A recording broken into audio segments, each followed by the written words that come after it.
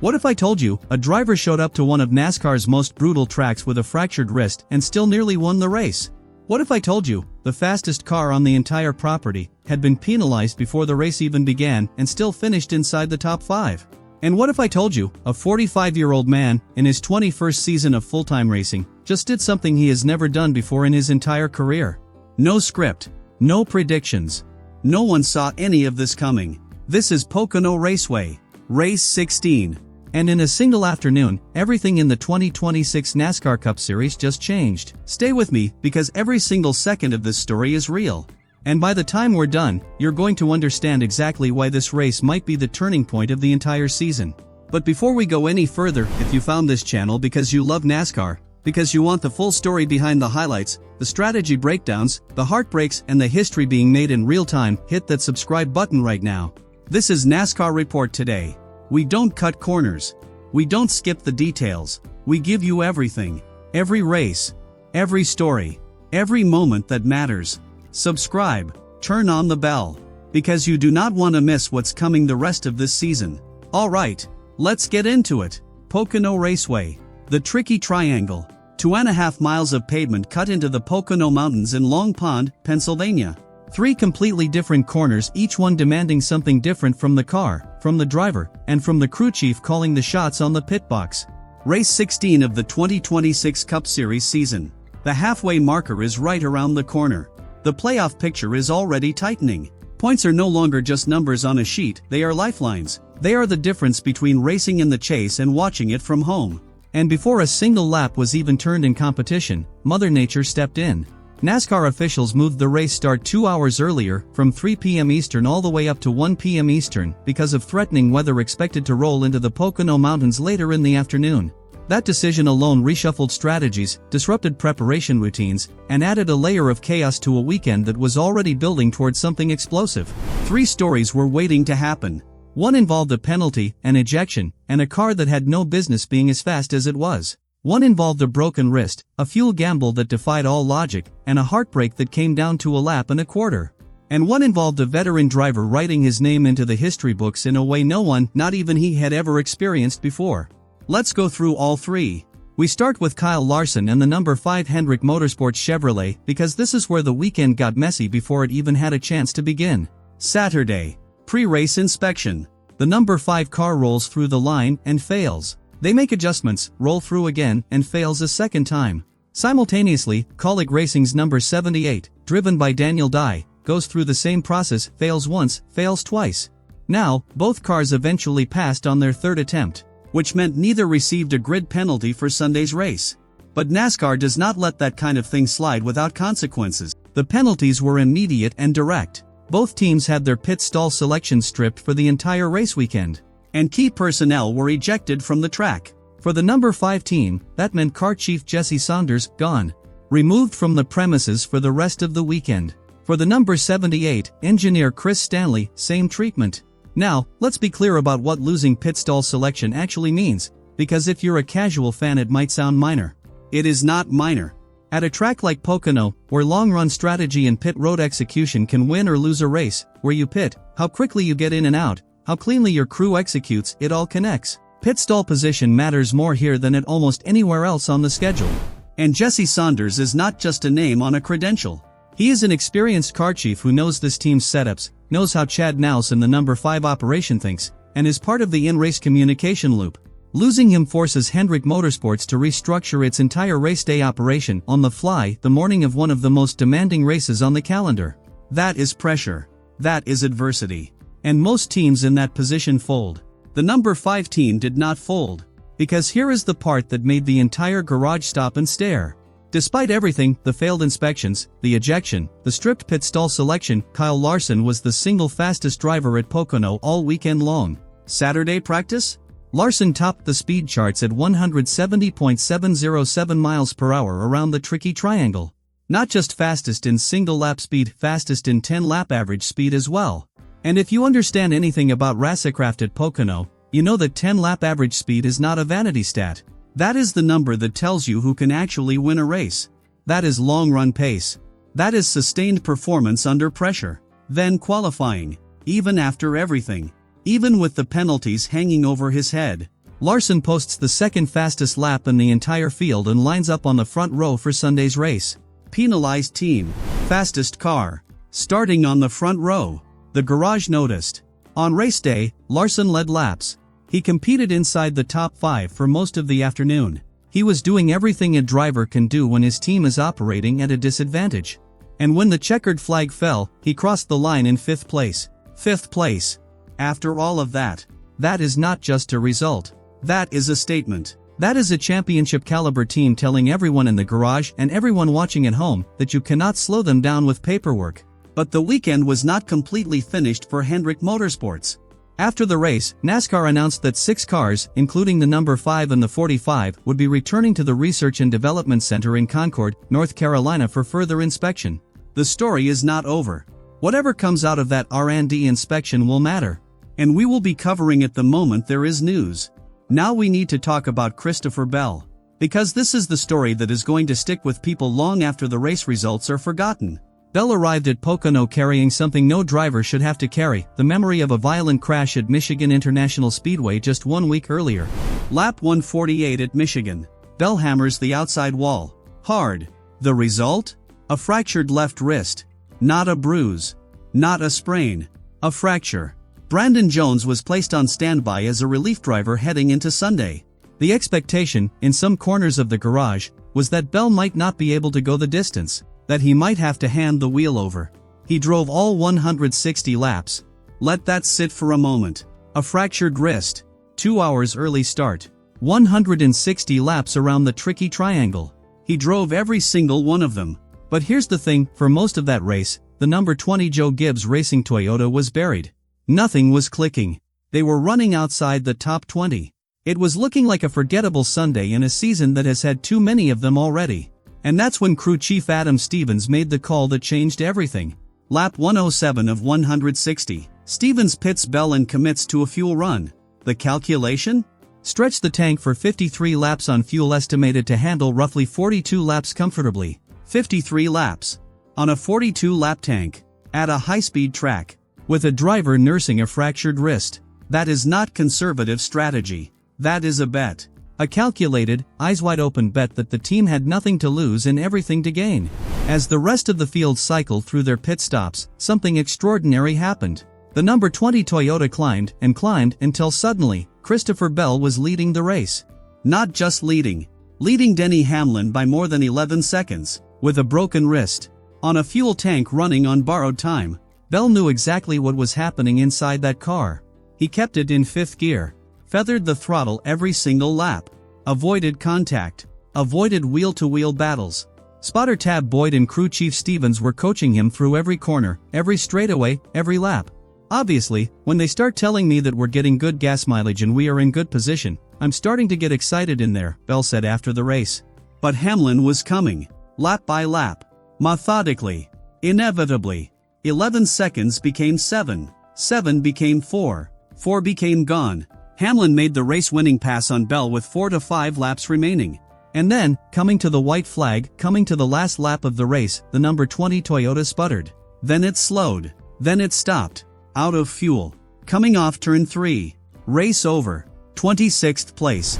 Next to last car on the lead lap. After leading the race by 11 seconds. A lap and a quarter short. That is the margin. That is the difference between what could have been one of the most miraculous wins of the 2026 season and a 26th place finish. Stevens was honest in his post-race comments. He said the team had been struggling all day, running between 18th and 25th. The fuel gamble was their only real shot at something meaningful. They were hoping for a caution during that final run that never came. They saved as hard as they could. And when you're saving that aggressively, he said, it's difficult to know with certainty exactly where you stand on fuel. They were a lap and a quarter short. Bell spoke honestly about how the injury affected his ability to race. On the long runs, running by himself, it almost felt normal. But restarts were different. Any kind of contact, any sharp, sudden correction, and that wrist reminded him exactly why Brandon Jones had been on standby. The points damage from that 26th place finish was real. Bell gave up 11 points of his advantage to the playoff cut line. But he still holds a 70-point buffer over Brad Keselowski, who sits 17th after Pocono. Bell remains 10th in the standings. The cushion is still there. For now. but a lap and a quarter. That number is going to haunt the number 20 team for a long time. And now we arrive at the main event. The reason Pocono, race 16, is going to be talked about for weeks, maybe months, inside the NASCAR garage. Denny Hamlin won the Great American Getaway 400 at Pocono Raceway. That sentence alone doesn't tell you what it means. So let me tell you what it means. This was Hamlin's third consecutive victory. Nashville, Michigan, Pocono, back to back to back. In 21 years of full-time NASCAR Cup Series racing, Denny Hamlin had never won 3 races in a row. Not once. Not in all those years of contending for championships, stacking up victories, building a legacy that was already going to put him in the Hall of Fame. Never 3 straight. Until now. At 45 years old, in his 21st full-time season, Hamlin is doing something he has never done before.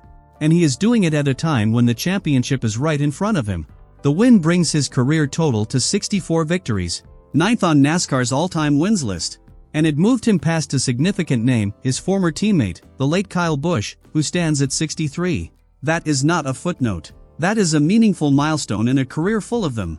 At Pocono specifically, this was Hamlin's 8th Cup Series win at the Tricky Triangle. No driver in the history of the sport, not Richard Petty, not Jeff Gordon, not Dale Earnhardt, has won more Cup races at Pocono than Denny Hamlin. 8 wins. At one track. That is dominance. That is ownership. Now let's talk about how the race actually unfolded, because Hamlin didn't just inherit this win. He earned it. He started from pole. But Kyle Larson, even with everything his team was dealing with, took the lead immediately off the green flag and built a multi-second advantage. Hamlin tracked him down patiently, made a bold pass on the front stretch with 5 laps left in Stage 1, and won that opening stage over Larson, Ty Gibbs, Chase Briscoe, and Chris Buescher. Stage 2 was less smooth, he finished 9th and found himself fighting through traffic heading into the final run. Then the restarts happened. On the key restarts that defined the final stage, Hamlin went from 6th to 2nd on one, then from 2nd to 1st on the next. Once he was out front, the race was over. He crossed the line 1.678 seconds ahead of Tyler Reddick to claim the win. "I got to go past 7 cars. It's not easy to pass here," Hamlin said in victory lane. But the crew chief Chris Gale had faith that we could do it, that we could get the restarts we needed. "There were a few key ones that I gained, going from 6th place to 2nd and then from 2nd to 1st. From that point on we got control of the race." And now here is where this story gets genuinely unlike anything else happening in NASCAR right now.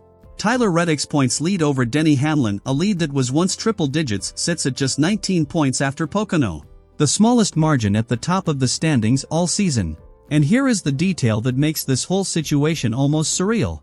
Denny Hamlin co-owns Tyler Reddick's 2311 racing team. He is Reddick's boss. And right now, he is hunting down his own driver in the championship standings. Reddick was direct about the reality after finishing 2nd. "If the 11 wasn't the winner, you could consider this a good day. Scoring the points we did just didn't get the job done." Hamlin made no attempt to downplay his team's momentum.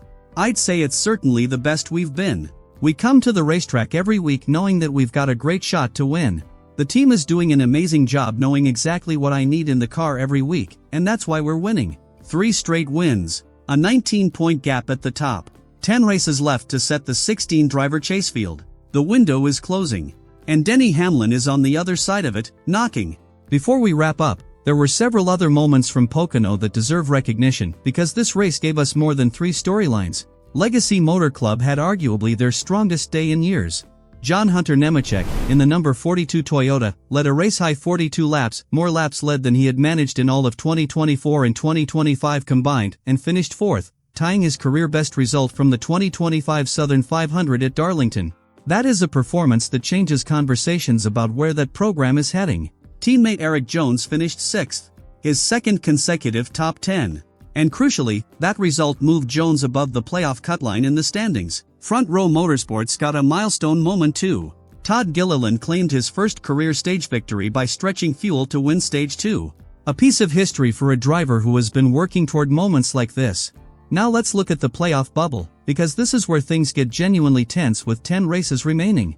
Shane Van Gisbergen sits 14th, just 10 points above the cut line. Eric Jones and Austin Cindric are 15th and 16th. Both only 4 points above the line separating the chase from elimination. 4 points. That is 1 bad pit call. 1 blown tire. 1 crash from going from inside the playoffs to fighting for survival. Joey Logano sits 17th, 21 points outside the field. Every race from here forward carries playoff implications for at least a dozen drivers.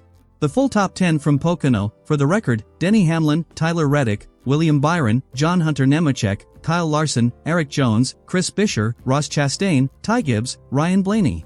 Let's take a step back and put what happened at Pocono into a wider context, because the history here matters. Denny Hamlin winning 3 straight races is not just a 2026 story. In the modern NASCAR Cup Series era, with its parity-focused rules packages, its level playing field philosophy, its single-car ownership regulations, winning 3 consecutive races is extraordinarily rare. The competition level makes it almost structurally difficult to dominate that way. Which is exactly what makes Hamlin's streak so striking. His win total of 64 places him behind only a handful of names in the all-time record books: Jeff Gordon at 93 wins, Jimmy Johnson at 83, and Tony Stewart and Dale Earnhardt Sr. both at 76. He is within range of historical company that very few drivers ever reach. At Pocono specifically, his record-setting 8 wins tell a story of a driver who has mastered every quirk of the tricky triangle: the unique turn 1 flat-out entry, the demanding long turn 2 sweeper, the abrupt right-hand turn 3. Each corner demands a different car balance, a different line, a different physical commitment. And Hamlin, at 45, reads the track better than anyone alive. For Christopher Bell, the fuel gamble at Pocono fits into a broader pattern that has defined the 2026 season for the number 20 team. They have been inconsistent. They have found themselves outside the top 20 on days when the setup hasn't clicked. But their willingness to roll the dice, to try things that conventional strategy wouldn't support, is what has kept them inside the playoff picture. That 70-point buffer over the cut line did not come from playing it safe. It came from teams like Stevens being willing to make calls that raise eyebrows. And Kyle Larson, his situation heading into the R&D inspection is worth watching closely. A second inspection failure in a short window of time, after a weekend where the car's speed was undeniable, is going to generate questions inside the garage about whether those two facts are connected. The official findings from Concord will carry weight far beyond the Pocono weekend. The 2026 Cup Series season is not just unfolding, it is accelerating. The stories that matter are compounding on top of each other, and the races remaining before the chase cutoff are running out. 3 stories, 1 race, and a championship picture that looks completely different tonight than it did 48 hours ago. Kyle Larson showed you what an elite team looks like when it refuses to be beaten by its own circumstances. He came to Pocono penalized, understaffed, and stripped of pit stall selection, and he was still the fastest car on the property. 5th place, with all of that in his way, is a number that should scare the rest of the field. Christopher Bell drove 160 laps on a fractured wrist, let a crew chief call the most audacious fuel gamble of the season, and came within a lap and a quarter of pulling off a win that no one would have believed was possible. That heartbreak is real. And so is the resilience it's going to take to come back from it. And Denny Hamlin, 45 years old, 21 seasons in, 64 career wins and counting, is racing the best NASCAR of his life at the exact moment the championship is within reach. 3 straight wins. A 19-point gap. 10 races left. The sport has not seen a story like this in a long time. The NASCAR Cup Series moves next to Southern California for the inaugural Enduro 250 at the Qualcomm Circuit on Naval Base Coronado in San Diego, California. Race day is June 21st, coverage begins at 4 p.m. Eastern Time on Prime Video, MRN, and SiriusXM NASCAR Radio. A brand new street course. A tightening championship battle. And Denny Hamlin walking in with all the confidence in the world. This sport is alive right now. And we are going to be here for every single moment of it. If this video gave you the full story, if you want this level of coverage for every race from here to the championship, subscribe to NASCAR Report today right now. Hit the bell. Share this video with someone who loves racing. We cover every race, every story, every moment that shapes this season. We will see you in San Diego.